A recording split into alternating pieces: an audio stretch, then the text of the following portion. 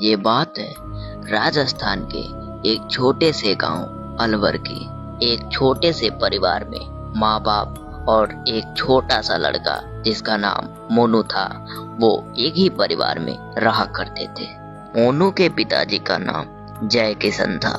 जय किशन लालची होने के साथ साथ वो बहुत ही कामचोर भी था।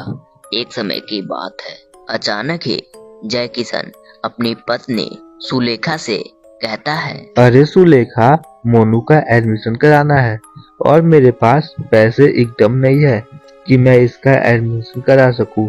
चलो कोई बात नहीं, मैं फिलहाल जा रहा हूँ खेत में काम करने और इसके एडमिशन का कल देखा जाता है। अपनी पत्नी को इतना बात समझाते हुए वो खेतों की तरफ निकल जाता है और रोज की तरह वो अपने खेतों में काम करने लगता है और कुछ ही समय में अपने काम को खत्म करके वो घर की तरफ आ रहा होता है। वो घर आके अपनी पत्नी से कहता है, अरे सुलेखा, मैं जा रहा हूँ पास वाले जो गुफा है ना, वहाँ पे एक बाबा जी रहते हैं, मैं उन्हीं से मिलने जा रहा हूँ।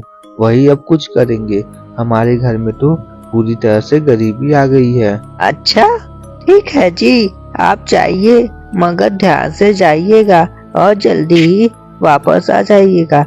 हम और मोनू आपकी राह देख रहे हैं। इतना बात कह के वो गांव वाले गुफा के पास चला जाता है। अरे बाबा जी, मैं बहुत ही ज्यादा परेशानी में चल रहा हूँ। जहाँ भी काम कर रहा हूँ वहाँ से मुझे पैसे ही नहीं मिल रहे हैं, और तो और अभी मुझे अपने घर का खर्चा भी चलाना है और अपने मोनू का स्कूल में नाम भी लिखवाना है। ठीक है बेटा, तुम घबराओ नहीं। अब मैं तुम्हारे घर पे बहुत सारे पैसे अपने शक्तियों से रख रहा हूँ, जिससे तुम अपने घर के सारे काम करना। लेकिन एक बात याद रखना, उन पैसों का सिर्फ अच्छे कामों में ही इस्तेमाल करना। अच्छा ठीक है बाबा जी, मैं आपकी बताई हुई बातों का पूरा ध्यान रखूंगा। इतना बात कह के वो बहुत ही खुश होते हुए अपने घर आ जाता है और फिर अपने पत्नी से कहता है, अरे भाग्यवान, मैं गया था बाबा के पास। बाबा से जब मुलाकात हुई तो उन्होंने बताया कि बगल वाले रूम में बहुत सारे पैसे रखे गए हैं। चलो हम सभी चल के वहाँ पे उन सभी पैसों को देखते हैं। अच्छा ठीक है जी, चलिए हम सभी मिलके देखते हैं बाबा जी ने हम लोग के लिए क्या भेजा है। इतना बात कह के वो दोनों उस वाले रूम में जाते हैं जहाँ पे बहुत ढेर सारे पैसे होते हैं। इतना पैसा देख जय किशन की पत्नी सुलेखा कहती है, अजी यह तो बहुत सारे पैसे हैं, मैं इन पैसों से बहुत सारा सामान खरीदूंगी और अपने शौक पूरे करूंगी अब तो मैं। अरे हाँ हाँ भाग्यवान, क्यों नहीं, अब तो मैं भी आराम से रहूंगा, मुझे भी कोई काम धंधा करने की जरूरत ही नहीं है। इसी तरह जय किशन बहुत ही ज्यादा स्वार्थी हो जाता है और अपने कामों को छोड़कर दिन भर सोया रहता था। उसे देर तक सोया देख जय किशन की पत्नी सुलेखा आके उससे कहती है, अजी सुनते हैं, अगर आप ऐसे ही लापरवाही करेंगे और कोई काम धंधा नहीं करेंगे तो हमारी जिंदगी कैसे चलेगी। अरे भाग्यवान, तुम चिंता क्यों करती हो, बहुत पैसे हैं अपने पास, हमें पैसों की चिंता करने की कोई जरूरत नहीं है। अजी मैं तो कहती हूँ आप कोई काम धंधा ही कर ले, जिससे हमें थोड़े बहुत तो पैसे मिलेंगे। लेकिन जय किशन सुलेखा का जरा सा भी बात नहीं मानता है और फिर से सो जाता है। और जय किशन की लापरवाही करते हुए ऐसे ही कुछ दिन बीत जाते हैं। फिर वो दोनों एक ही साथ बैठे होते हैं।